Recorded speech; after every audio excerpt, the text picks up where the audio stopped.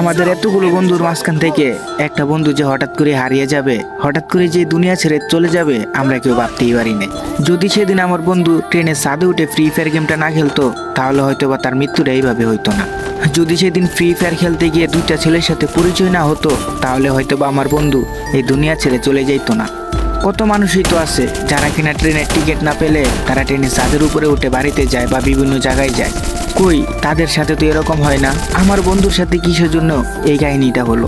আমার বন্ধুর কি দোষটা ছিল যে আমার বন্ধুকে এইভাবে মেরে ফেলতে হয়েছে?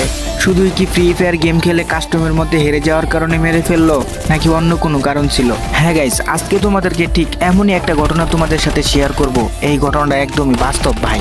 আমি ভাবলাম আমার বন্ধুর সাথে যে ঘটনাটা ঘটছিল ওইটাও গাইস তোমাদের সাথে আমি শেয়ার করে দিই। কারণ ভাই তোমরা আমাকে অনেকেই কমেন্ট বক্সে বলছিলা যে ভাই এরকম ঘটনা আরো চাই, কিন্তু আমি কোনো কন্টেন্টই পাচ্ছিলাম না বা কোনো ঘটনাই খুঁজে পাচ্ছিলাম না। তো হঠাৎ করেই মনে পড়ে আমার সেই বন্ধুর সাথে দুর্ঘটনাটা, যেটা ভাবছি তোমাদের সাথে শেয়ার করে দিই। গাইজ, আজকে তোমাদের সাথে যে ঘটনাটা শেয়ার করব সেটা কিন্তু তোমরা শোনার পরে কিছুক্ষণের জন্য তোমরা হতভম্ব হয়ে নিস্তব্ধ হয়ে যাইবা।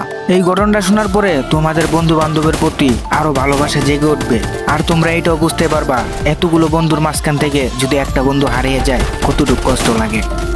তো চলো গাইস, মূল ঘটনায় আমরা চলে যাই। কিন্তু ভাই তার আগে তোমাদেরকে ছোট্ট একটা অনুরোধ করব, আজকের ভিডিওতে লাইক কিংবা কমেন্ট কিংবা সাবস্ক্রাইব আমি কিচ্ছু চাই না ভাই। আমি শুধু তোমাদের কাছ থেকে একটা জিনিসই অনুরোধ করে চাইতেছি, আমার ভিডিওটা একটু শুইনো, ঘটনাটা একটু শুইনো, তাহলে অনেক কিছু বুঝতে পারবা। ভাই লাইক আর কমেন্ট দিয়ে কি হইব?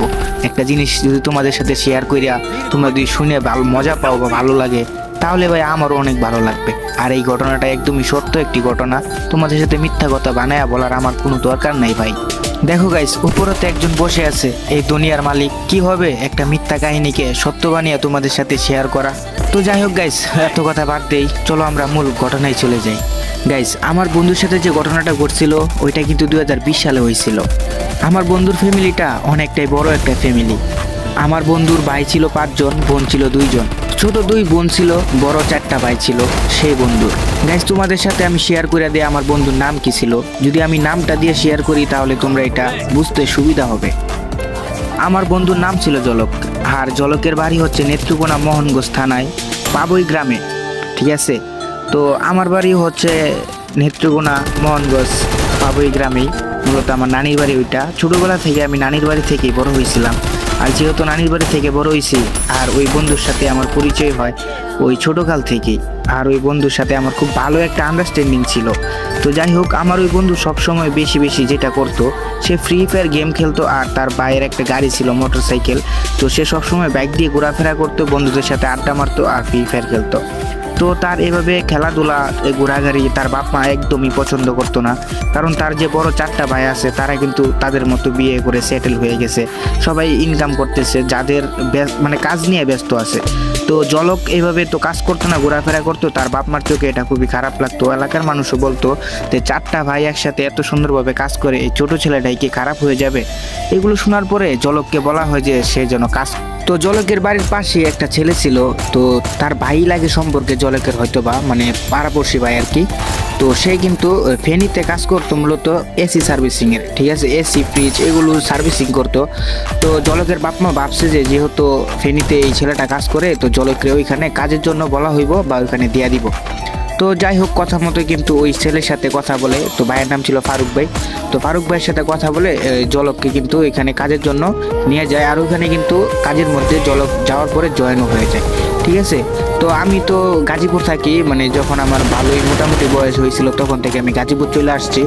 তো যাই হোক, তো যখন ফেনীতে চলে গেছে ওইখানে যাওয়ার পরে কাজ পেয়েছে। জলক ঠিকঠাকভাবে কাজ করতেছিল, ফ্রি ফায়ার খেলতো। তার সাথে আমি রাত্রেবেলা ফ্রি ফায়ার খেলতাম আর প্রতিদিনই তার সাথে গেম খেলতাম আর কথা হইতো। ঠিক আছে, তো জলকে প্রায় 2 থেকে 3 মাস চাকরি করছে। চাকরি করার পরে এখান থেকে যা বেতন পাইলো, মোটামুটি ভালো অঙ্কের একটা টাকা পাইতো। তোর 10,000-এর উপরে বেতন পাইতো, মানে 15,000-এর উপরে পাইতো প্লাস আর কি। তো এরকম বেতন পাওয়ার পরে ওই টাকা থেকে বাড়িতে কিছু ওর খরচের জন্য রাখতো, মূলত থাকা খাওয়ার জন্য। তো এইভাবে প্রায় 3-4 মাস টাকা পাঠাইছে, চাকরি করছে অনেক দিনই। তো ঈদের কিছুদিন আগে আগে সে যেহেতু বাড়িতে যাবে, ঈদের আগে আগে, তো ঈদের আগে আগে কোনো টাকাই বাড়িতে পাঠায় নাই। সে একদমই চিন্তা ভাবনা করছে বেতন পাওয়ার পরে যতগুলো টাকা হবে সবগুলো টাকা দিয়ে বাপ মার জন্য কাপড় চোপড়, ছোট বোনের জন্য কাপড় চোপড় কিনে একবারই বাড়িতে যাবে, সে ওই নিয়ত করেছিল। তো জলক বন্ধু আমার সবার জন্য কাপড় চোপড় কিনছে, তার নিজের জন্য কাপড় চোপড় কিনছে, আর আমাদের সাথে ফোনে কথা বলছে যে মামা আমি তো বাড়িতে আসতেছি, তো তোদের জন্য কি কি আনবো বল। কারণ ভাই আমরা একটা মানে অন্যরকম একটা নেশে আছি, স্মোকিং করি যেহেতু। তো সে কিন্তু আমাদের জন্য মোটামুটি জিনিস আনছে আর কি, যে ও বুঝতে তো পারতেছে। যাই হোক, তো এরকম আনার জন্য সে আমাদেরকে বলে আর কিনছিল, ঠিক আছে। তো যাই হোক, তো কাজ শেষে মানে ঈদের 2 দিন আগে কাজটা শেষ করে সে মার্কেট সব কিছু করেছে কমপ্লিট। তো এখন সে বাড়িতে যাবে। তো তার যে এই যে ভাই ছিল ফারুক, সে আর বাড়িতে যাবে না, কারণ সে যেখানে কাজ করে তো সে একটা মোটামুটি ভালো একটা পজিশনে আছে, তার বাড়িতে যাওয়া বেশিরভাগই হয় না। তো ফারুক ভাইয়ের যে এলাকা, ঠিক আছে, আর জলকের এলাকা একই এলাকা, মানে পাশের বাড়ি থেকে পাশের বাড়ি আর কি এরকম। তো জলকের বাড়ির পাশে যে আরেকটি ছেলে ছিল, সেও কিন্তু জলকের সাথে কাজ করতো, মানে জলক কাজে আসার 2-3 মাস পরে হয়তো ওই ছেলেটা আসছিল জলকের সাথে কাজ করার জন্য, ঠিক আছে। তো ওই ছেলের নাম ছিল তোমার মহসিন। তো মহসিন আর জলক যেহেতু একই গ্রামের, একই পাড়ার, একই বাড়ির পাশেই বাড়ি, তো তারা চিন্তা ভাবনা করছে একসাথে বাড়িতে যাওয়ার জন্য। তো জলকে আর মহসিন তারা দুইজন বাড়িতে যাওয়ার জন্য রেডি হয়ে গেছে। তো তারা এখন টিকিট কাটার জন্য স্টেশনে গেছে, ঠিক আছে। তো ঈদের 2 দিন আগে তো স্টেশনে গেছে, যাওয়ার পরে দেখে যে একটা সিটও নাই, সবগুলো টিকিট বুকিং হয়ে গেছে, মানে কোনো সিট নাই ট্রেনের মধ্যে। তো এখন তারা কিভাবে যাবে, ঠিক আছে। তো তো বাসে যদি ফেনী থেকে নেত্রকোনা যাওয়া হয় তাহলে অনেকটাই ভেঙে ভেঙে যাইতে হইব, যার কারণে অনেক যানজট, অনেকটাই প্যারা। তো জলক আর মহসিন ভাবছে যে তারা ট্রেনেই যাবে, যেভাবেই হোক ট্রেনেই যাবে, তাহলে রিল্যাক্সে যেতে পারবে আর কি। এত যানজট ওদের ভালো লাগে না, গ্যাঞ্জাম আর কি। তো যাই হোক, তারা কি করলো, যে যেহেতু টিকিট পাই নাই এখন কি করবে, তারা কি করছে ট্রেনে যাওয়ার জন্য। তো সারাদিন তো খুঁজলো, টিকিট পাইলো না। তো রাত্রেবেলা তারা নিয়ত করছে যে তারা ট্রেনেই যাবে। এর জন্য তারা রাত্রেবেলা রওনা দিয়ে দেয়, ব্যাগ টেক নিয়ে, টাকা পয়সা নিয়ে, সব কিছুই। তো তারা চিন্তা ভাবনা করলো ট্রেনের ছাদে উঠেই চলে যাবে, ঠিক আছে। তো অনেকেই ট্রেনের ছাদে উঠেছিল ওই দিন।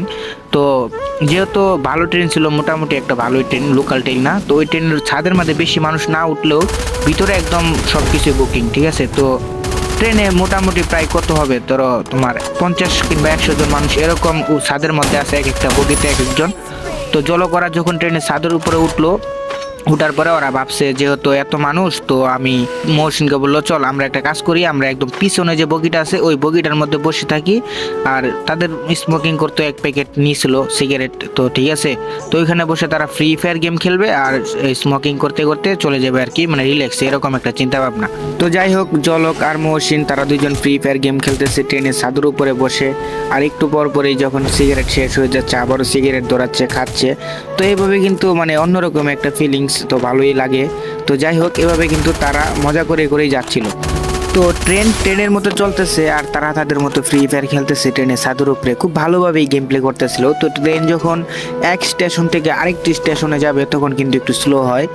তো পরবর্তী যে স্টেশনটা, ওই স্টেশন থেকেই মানে 2টা ছেলে, ঠিক আছে, আরো 2টা ছেলে কিন্তু ট্রেনের মধ্যে মানে ট্রেনের ছাদের উপরে ওঠে, আর তখন এই থেকেই কিন্তু ঘটনা শুরু হয়। তো ওই 2টা ছেলে যেই বগিতে মূলত মহসিন আর জলক বসে আছিল ওই বগিতে উঠে নাই, তো ওই বগির সামনের বগিতে ওই 2টা ছেলে উঠছে।